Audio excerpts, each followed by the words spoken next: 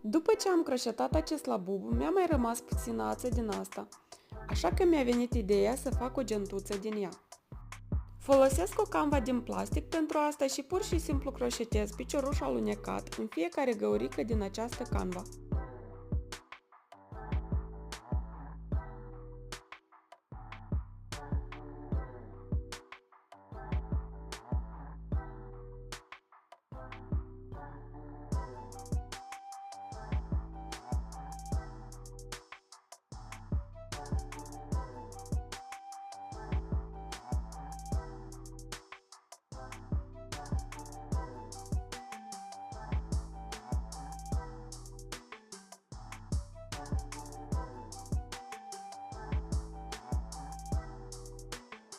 Sunt foarte curioasă să văd cum va ieși și abia aștept să împărtășesc rezultatul final cu voi toți.